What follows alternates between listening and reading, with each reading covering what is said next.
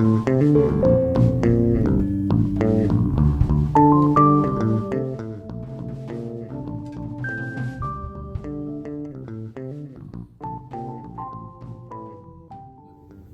tying is going to be a little bit of a deviation from what we've done over the past couple of months, where in those times, we've looked at different patterns that represent insect forms, such as caddisflies or mayflies or stoneflies. And today what we're going to do is two much different food forms, and that is a imitation of a aquatic worm, and that fly is referred to as the squirmy worm. And we're also going to be tying a salmon egg, which is an imitation, obviously, for a fish egg. And these two flies are particularly useful at this time of the year for the following reasons: that they represent a natural food form. The eggs of a spawning fish or worms that are either found in the stream or wash into the stream as a result of high water or rains or something like that. So both of these patterns are both attractors and they are imitators. And so this might be a new term that you haven't heard before. What's an attractor?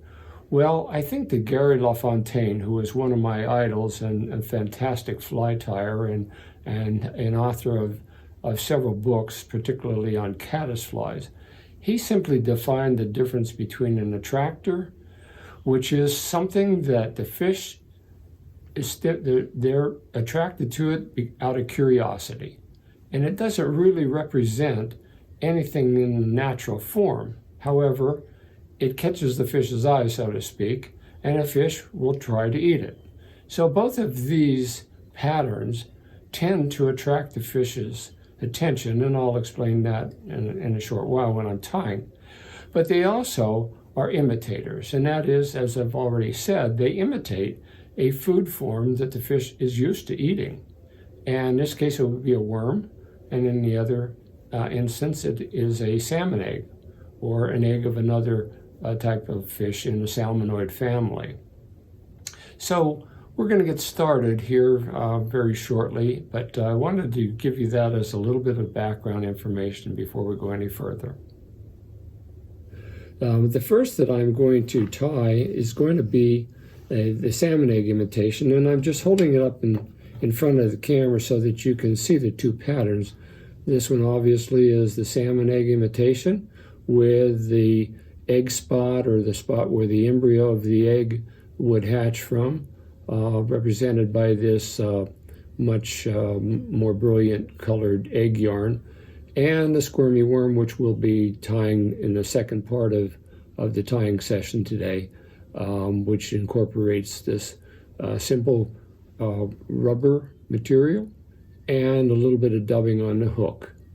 In both of these flies, we're going to be using basically a curved hook.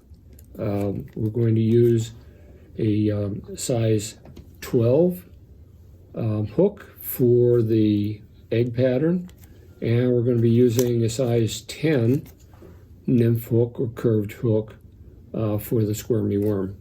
So I will get started with the tying now. Both of these are relatively easy patterns to tie, and the tying will go quite quickly for us. So the first thing I'm going to do is choose my hook, which I have already done, but I'm going to pinch down the barb, as we've been doing all along, and insert it in the vise.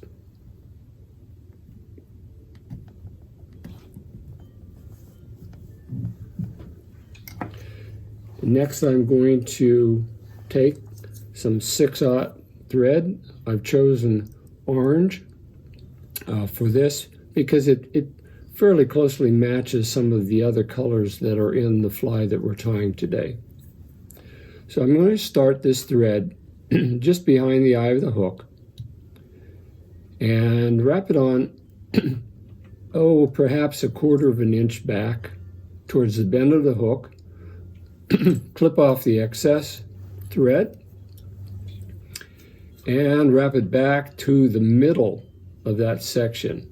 So we have just a very short section of the hook shank that is covered with this base thread. The next thing I'm going to do is take a section of this relatively bright red or orange egg yarn, which you will be getting in the package that we will send to you. Similarly, I'm taking about a corresponding section of this egg yarn, approximately 1 inch to 1.5 inches long. The next thing we do is lay this piece of brighter material on top of the more,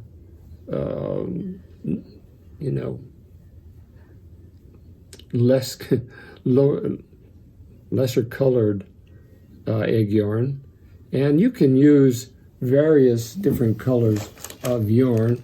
I'm going to show you here that this one is referred to as cheese. This one is more considered orange roe. And in my ply tying inventory, I have a variety of colors. But I have found that probably the color that most closely represents the egg of a spawning fish is going to attract the fish's attention. Note the next thing that I do. I have laid these materials one on top of the other, sort of in a kind of a sandwich type of mode, and I'm wrapping this around the thread with the thinner piece on the very top. I'm wrapping this around and holding that bundle up in the air with my left hand. Now, you may think that the best thing to do, the next thing to do would be to just simply tie it on like that. Notice what I'm doing now. I'm holding this little bundle with my left hand, and I'm taking the thread one wrap around the shank of the hook, and then I'm pulling it down. In that way, it anchors that bundle immediately on top of the hook itself. I'm going to make one more wrap that way. Then I'm going to open this up just slightly so that I can make several additional thread wraps right on top. I tug it down so that I'm getting a good tight wrap. Again, do the same thing, perhaps 3 times. Then hold this bundle up and begin to make wraps around the base of the egg yarn. This not only secures it, but it tightens the previous wraps, keeping all of the egg yarn immediately on the top of the shank of the hook. Then just hold this back, make several wraps in front of the egg yarn. Use your half-hitch tool or whip finisher, make several wraps there.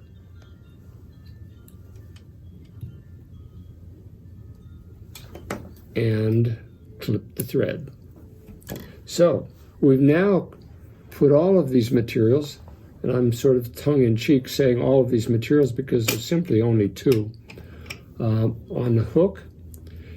And the next and almost last step is to hold this bundle very firmly with your left hand, if you're right-handed, as far as the other things that you do.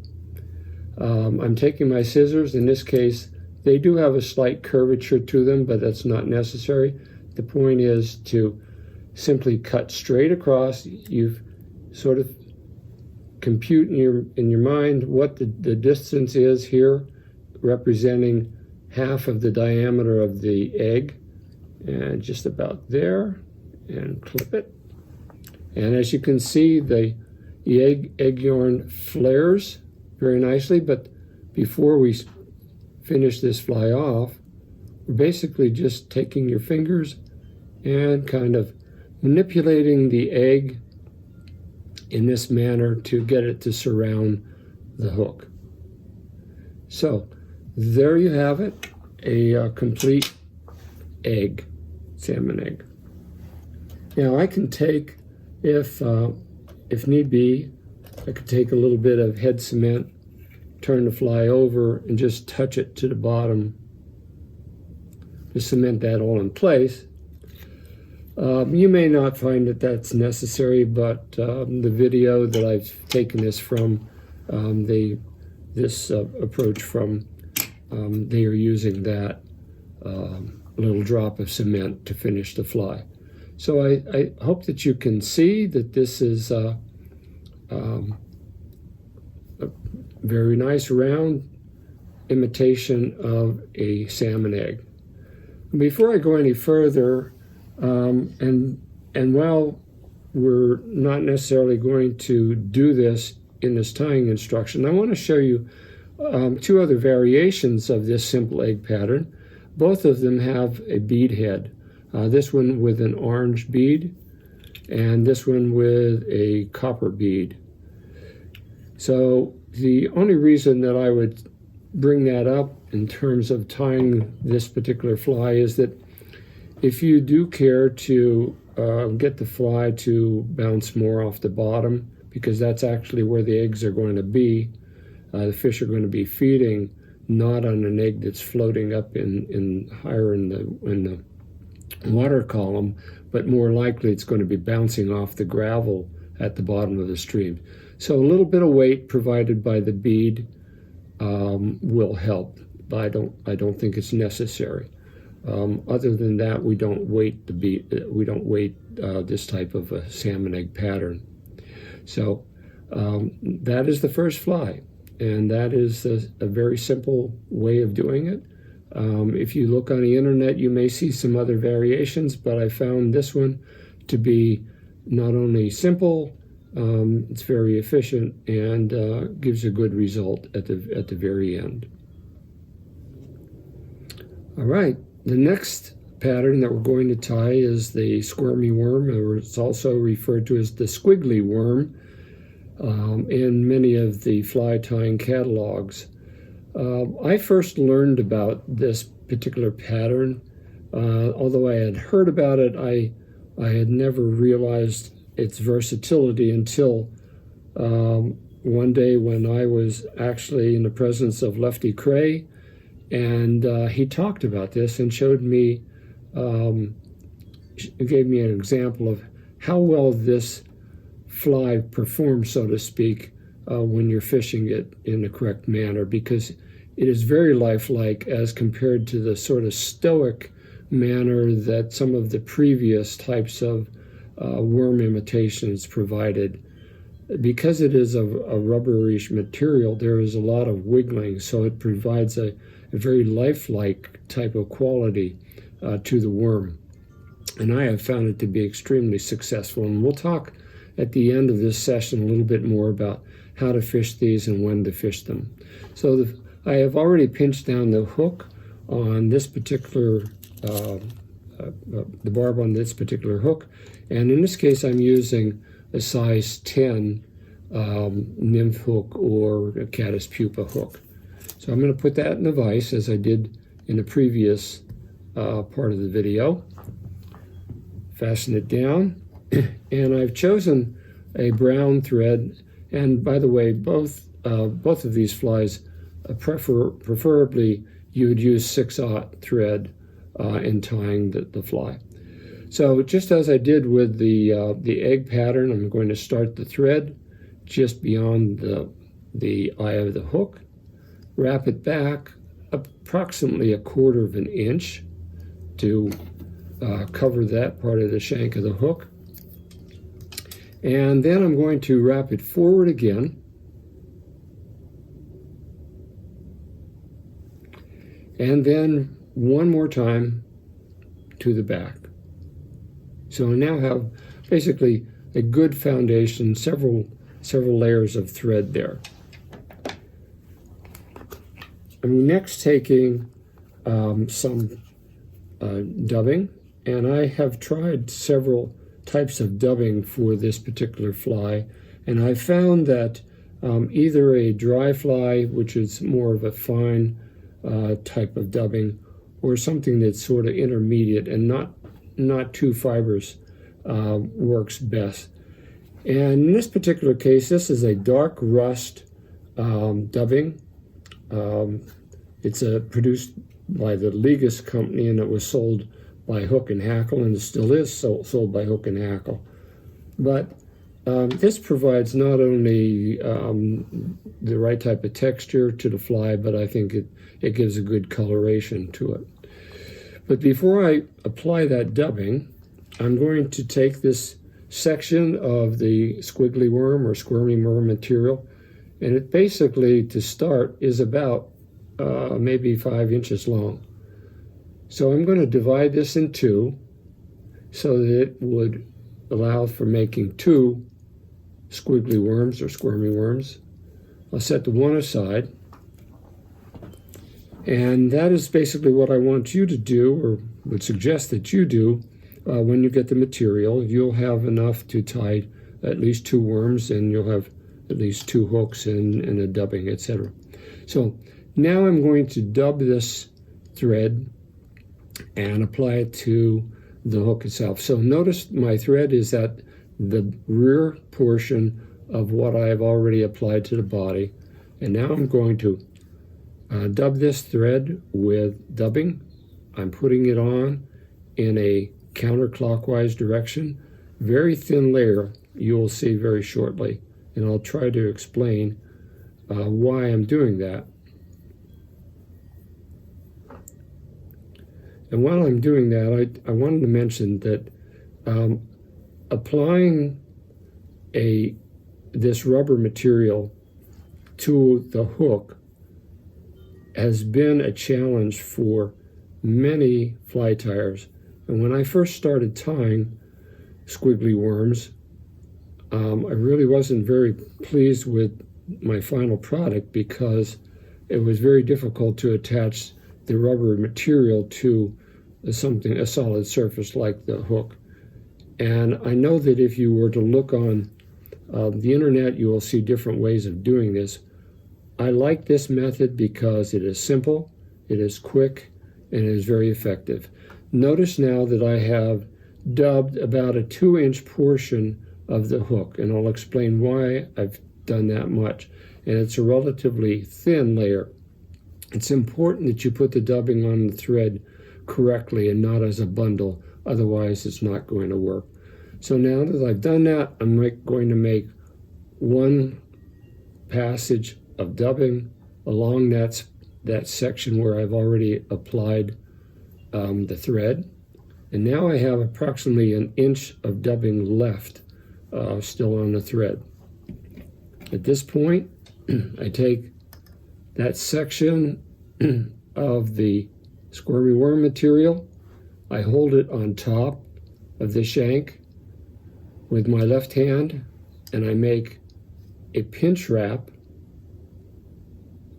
And pinch wrap means that you just momentarily hold the thread between your first finger and your thumb to make the first wrap, and then you begin to make wraps towards the rear of the fly. Now at this point, I need to add a little bit more dubbing in order to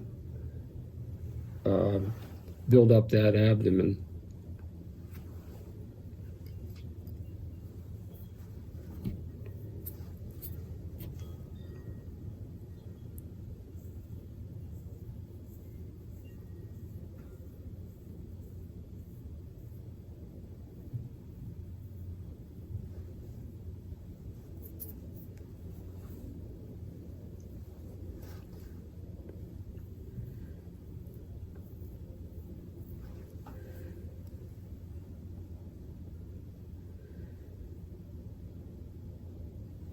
Okay, so what the dubbing does is basically 3 things, or 2 things.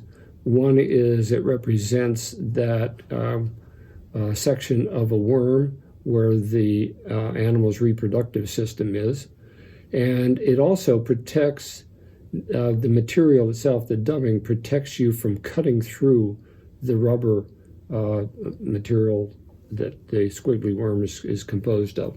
So I've secured that in place, and now my thread is back up towards the eye of the hook. I make several wraps underneath, and using my half-hitch tool, make several wraps on it, slide it off, and we now have a finished squiggly worm. So, here again, you can, if you wanted to provide a little bit of weight, another variation of this, although it was not on the video that I used to pattern this fly from, you could put a bead at the front of this. And a bead could be even a red bead, or it could be, something that has a little bit more flash to it, like a copper or silver. So there we have the squiggly worm. All right, so we've completed today's tying, and so before we wrap up this session, I'd like to talk a little bit about when it's, first of all, about when is a good time to use these patterns. Both of them could be used before or after there's a time where other insects are not particularly prevalent. And so this time of the year, there's not going to be a lot of caddisflies or mayflies hatching. So fish are going to be looking for other types of food forms. And so both the salmon eggs, because in the fall, there are two species of fish that lay their eggs in the fall, the browns as well as the brook trout. And so this will be a time of the year that there are going to be fish eggs for other species to be feeding on. But also after a rain, and I remember a time when I fished the Savage River after a heavy rain and was very successful using a worm pattern there. This is also a very good time of the year when they are stocking fish, particularly as our club did recently.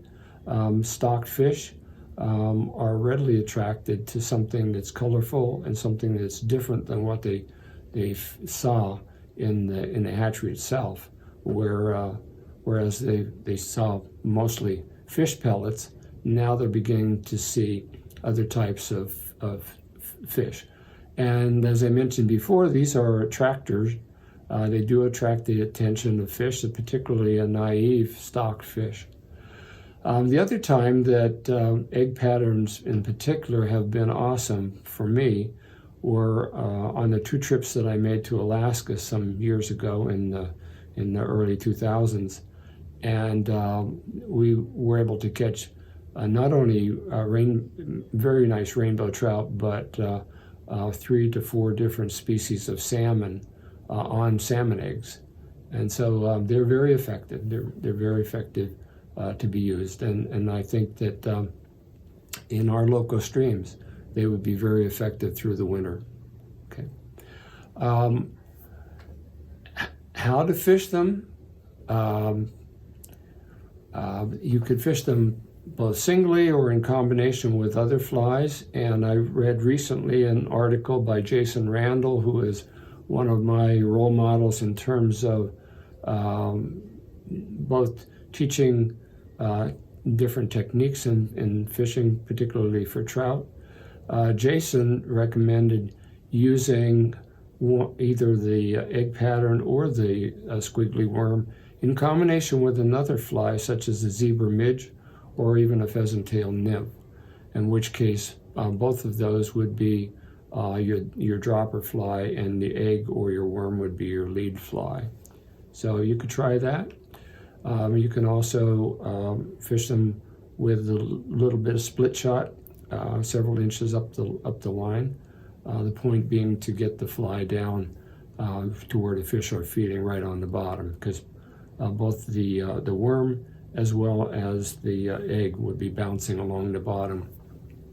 Now, before we finish up, I would like to tell you a little personal story about my success with using egg patterns. And this is in reference to having the opportunity to fish with an old colleague of mine on a section of Cattaraugus Creek up in Pennsylvania where there's a private club. And so I was very fortunate to be able to fish with my friend. And on that particular day, I started off fishing thinking that, well, I'm just going to use a very, popular type of nymph pattern, like a pheasant tail nymph or something like that. And so I no sooner put my selection on the line, and my colleague put on an egg pattern. And he immediately caught a what referred to as a leopard trout, about 22 inches. And I was amazed, and he said, Don, you ought to switch over and start using some eggs. So he gave me several of his egg patterns, and on that particular day, I probably caught in excess of 20 fish, and I caught actually 3 different species. I caught a leopard trout, brown trout, rainbow trout, and a fourth one, brookie. In that stream, they have stocked a number of different species, but my point is that egg patterns were very effective that day, not only on just one species of trout, but on all 4 species that are occupying that stream. So I hope that you enjoyed this. I hope that you have some success using these flies as you tie them, and tight lines to everybody. Thank you.